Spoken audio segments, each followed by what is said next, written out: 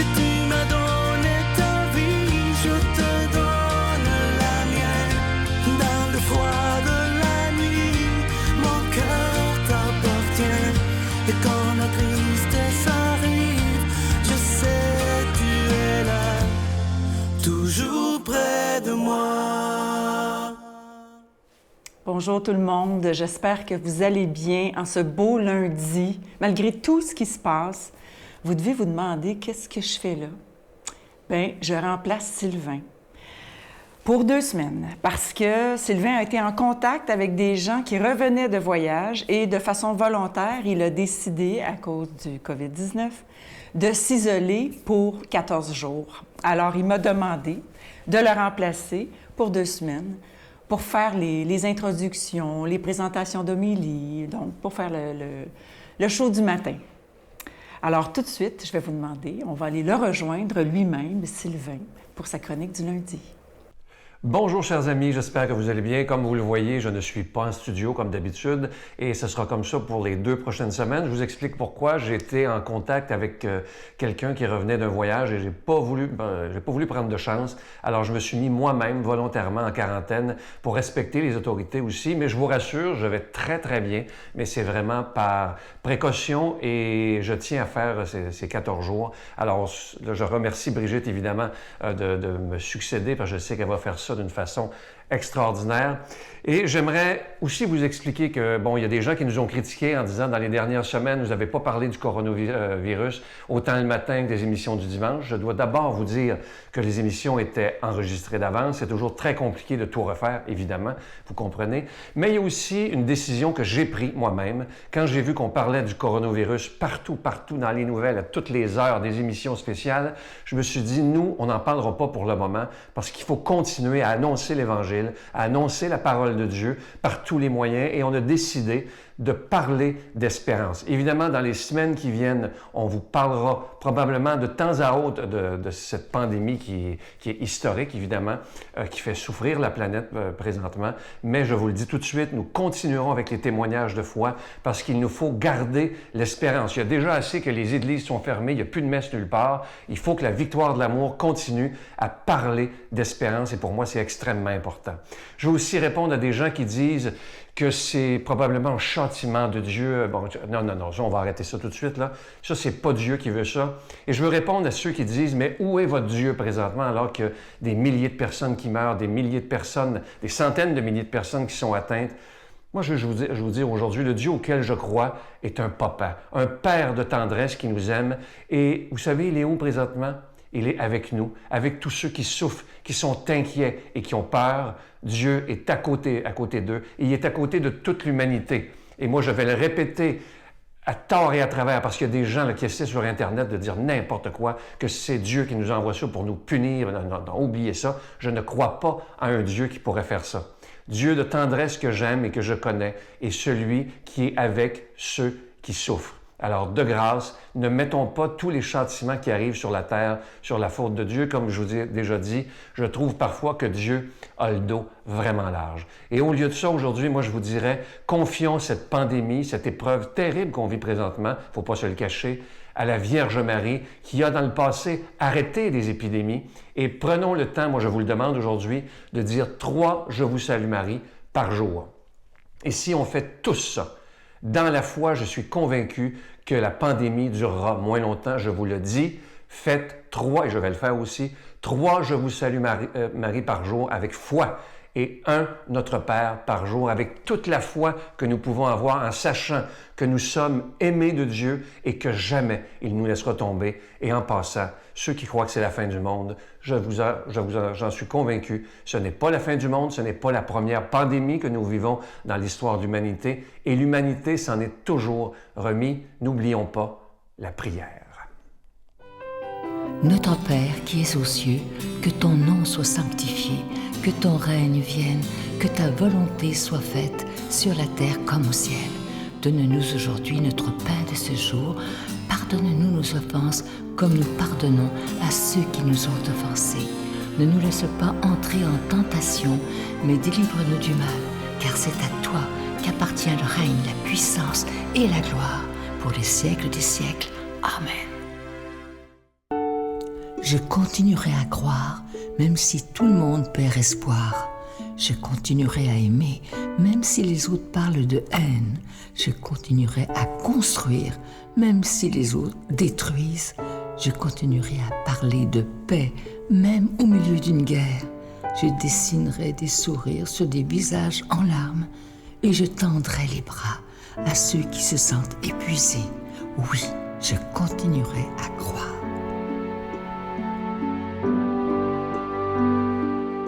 Nous sommes toujours au mois de mars, dans le mois du Carême 2020. Ceux qui nous suivent depuis longtemps, vous savez que pendant le Carême, surtout pendant le mois de mars, il n'y a jamais de cadeau du mois. Ce qu'on vous suggère, c'est de donner un don sans rien attendre en retour, en disant « Seigneur, moi je veux que ta parole soit annoncée et je veux être un protecteur de la foi. » Je vous en parle depuis quelques semaines. Vous savez que dans notre société, un peu partout dans le monde, on fait tout pour que le message de Jésus ne soit pas entendu. Et nous, à la Victoire de l'Amour, depuis maintenant 25 ans, avec vous, on fait tout pour que son message soit annoncé comme lui-même le demande dans l'Évangile. Alors, merci de tout mon cœur de votre don spécial du Carême 2020. Je vous donne l'adresse. La Victoire de l'Amour, case postale 120, succursale Boucherville à Boucherville, le J4B 5E6, je vous la redonne. La Victoire de l'Amour, case postale 120, succursale Boucherville à Boucherville, le J4B 5E6. Également par téléphone, par carte de crédit du lundi au vendredi de 8h30 à 16h30 dans le 514-523-4433,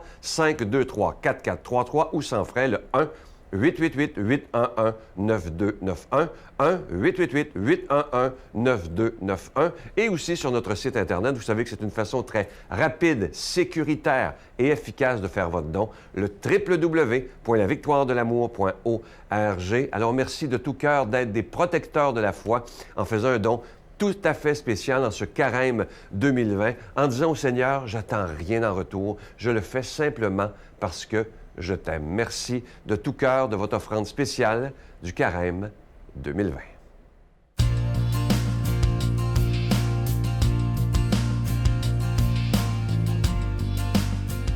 Mon Dieu, donnez-moi la sérénité d'accepter les choses que je ne peux changer, le courage de changer les choses que je peux et la sagesse d'en connaître la différence. Amen. L'homélie sera faite aujourd'hui par le Père Stéphane Roy.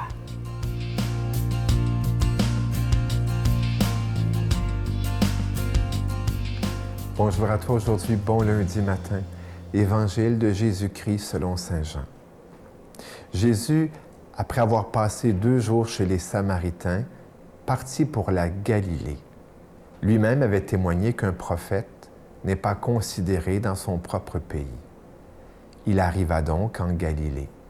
Les Galiléens lui firent bon accueil, car ils avaient vu tout ce qu'il avait fait à Jérusalem pendant la fête de la Pâque, puisqu'ils étaient allés eux aussi à cette fête.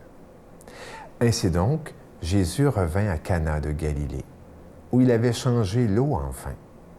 Or, il y avait un fonctionnaire royal dont le fils était malade à Capharnaüm. Ayant appris que Jésus arrivait de Judée en Galilée, il alla le trouver. Il lui demandait de se rendre à Capharnaüm pour guérir son fils qui était mourant.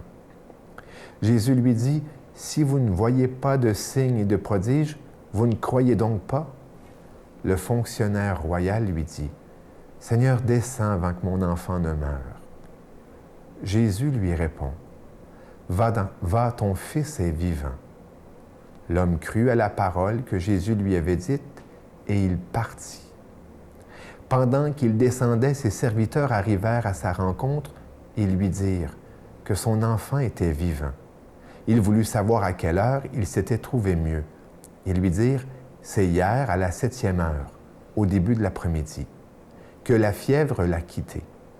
Le père se rendit compte que c'était justement à l'heure où Jésus lui avait dit, ton fils est vivant. Alors il crut lui aussi, ainsi que tous les gens de sa maison.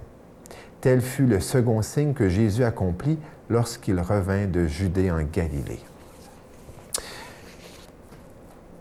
Tu sais que dans l'Évangile de Saint Jean insiste beaucoup sur le mot « signe ». Il privilégie le mot « signe » à miracle que d'autres évangélistes vont choisir. C'est que Saint Jean veut, dans ce choix, justement, dire que les gestes de Jésus, les gestes miraculeux de Jésus, veulent non seulement signifier, eh bien, que Jésus est Fils de Dieu, que Jésus est Dieu, et qu'il signifie justement l'authenticité de ce qu'il est, mais aussi que les gestes signifient quelque chose de plus profond. Que les gestes et les miracles de Jésus ont un sens spirituel, plus profond, pour ne pas en rester à la superficie, guérison de la lèpre, guérison de l'aveugle, guérison de la paralysie, mais justement pour aller dans ce que cela peut représenter dans l'être intérieur. Une des choses aussi sur lesquelles Jésus insiste dans cet évangile, c'est que la foi ne doit pas être juste une foi quand on a besoin de signes, de miracles, de prodiges, mais que la foi doit être un mode de vie et que la foi doit être en lui et sa parole. On ne doit pas croire en quelque chose, mais en quelqu'un. Et Jésus revient toujours là-dessus. J'aime insister là-dessus, sais-tu pourquoi? Parce que je trouve que l'être humain au 21e siècle, toi et moi, on a peut-être fait de grands progrès technologiquement, mais très peu en humanité. Et que l'une des grandes pauvretés de notre humanité est essentielle, c'est les relations, c'est l'amour. C'est les relations entre les personnes. Et voilà pourquoi je crois pertinent de revoir tout le message de Jésus pour que nous, les chrétiens, on puisse être le sel de la terre et la lumière du monde en vivant des relations vraies et authentiques. Je le vois, hein?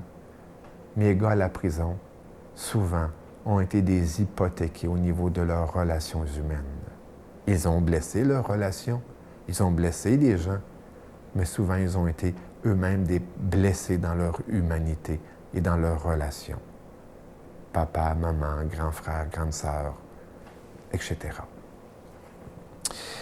Une autre chose que j'aimerais souligner ici, c'est le fait que le fonctionnaire croit justement à cette parole de Jésus et qu'il accomplit son chemin, il reprend chemin. La foi est un chemin. Il faut s'attendre à grandir dans la foi, à cheminer dans la foi. En cette 4e semaine de Carême, que le Seigneur te bénisse au nom du Père, du Fils et du Saint-Esprit. Amen. Je vous salue Marie, pleine de grâce. Le Seigneur est avec vous. Vous êtes bénie entre toutes les femmes, et Jésus, le fruit de vos entrailles, est béni. Sainte Marie, Mère de Dieu, priez pour nous pauvres pécheurs, maintenant et à l'heure de notre mort. Amen.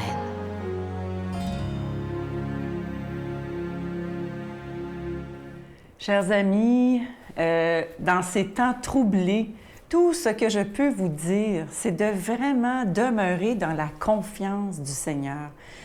Mon modèle numéro 1, c'est la Vierge Marie, qui toujours est restée fidèle, toujours a cru et a été dans une confiance totale. Puis s'il y en a une qui a vécu des choses difficiles, c'est elle.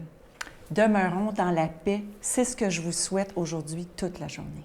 Bonjour. Quant à lui, mon père avait un problème de drogue et d'alcool, puis lui, il était très ouvert à la spiritualité. Il lisait beaucoup de livres sur la magie noire, puis il faisait beaucoup de voyages astrales, ce genre de choses-là.